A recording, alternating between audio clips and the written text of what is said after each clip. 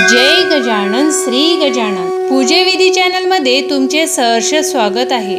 आजचा अनुभव शेवटपर्यंत नक्की ऐका, कारण हा अनुभव केवळ एका मुलाच्या जन्माचा नाही, तर श्रद्धा, विश्वास आणि श्री गजानन महाराजांच्या कृपेचा जिवंत पुरावा आहे। या कथेतील शेवटचा क्षण ऐकताना तुमचेही डोळे नकळत पाणावतील। चला तर मग आजच्या अनुभवाला सुरुवात करूया।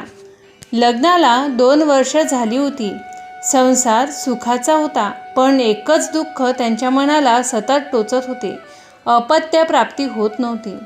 दिवसामागून दिवस जात होते। डॉक्टर बदलले, औषधे बदलली, तपासण्या झाल्या, खर्च वाढत गेला, पण प्रत्येक वेळी एकच उत्तर मिळत होते, थोडी अजून वाट पहा। नातेवाईकांचे प्रश्न, समाजाचे टोमणे आणि मनातील वेदना दिवसेंदिवस वाढत होत्या।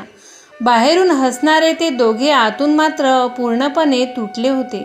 एके दिवशी त्या भक्ताच्या बहिणीने शेगावहून आणलेला श्री गजानन महाराजांचा पवित्र प्रसाद त्यांच्या पत्नीला दिला। तिने फक्त एवढेच सांगितले, औषधापेक्षा मोठी गोष्ट म्हणजे श्रद्धा।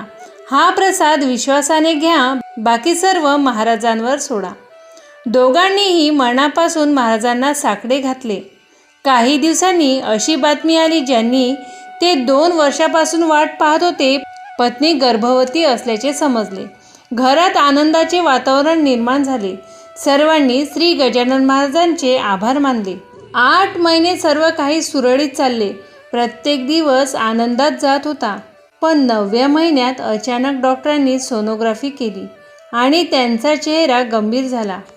डॉक्टर म्हणाले, बाळाची वाढ अपेक्षेप्रमाणे होत नाही, परिस्थिती धोकादायक आहे। आई आणि बाळ दोघांनाही धोका निर्माण होऊ शकतो, तातडीने उपचार करावे लागतील। हे शब्द ऐकताच त्या भक्ताच्या पायाखालची जमीनच सरकली। रुग्णालयाच्या बाहेर बसून तो रडत होता, पण त्या अश्रूमध्येही एक आशा होती, श्री गजानन महाराज। त्याने डोळे मिटले आणि मनापासून प्रार्थना केली, महाराज, माझ्याकडे आता काहीच उरले नाही, सर्व काही तुमच्या चरणी अर्पण केले आहे, माझ्या बाळाचे रक्षण करा। दिवस होता 24 ऑगस्ट 2009, श्री गजानन महाराजांच्या समाधी महोत्सवाचा। सकाळची वेळ। रुग्णालयात डॉक्टर उपचार करत होते। बाहेर संपूर्ण कुटुंब श्रींचा जप करत होते आणि काही वेळातच ऑपरेशन थिएटरचा दरवाजा उघडला। डॉक्टरांच्या चेहऱ्यावर हास्य होते। ते म्हणाले, अभिनंदन, तुम्हाला गोंडस मुलगा झाला आहे। आई आणि बाळ दोघेही पूर्णपणे सुरक्षित आहेत। हे ऐकताच त्या भक्ताच्या डोळ्यातून आनंदाश्रू वाहू लागले। त्याने हात जोडले आणि मनात एकच शब्द उमटला, महाराज, तुमची कृपा नसती तर आज हा दिवस पाहायला मिळाला नसता।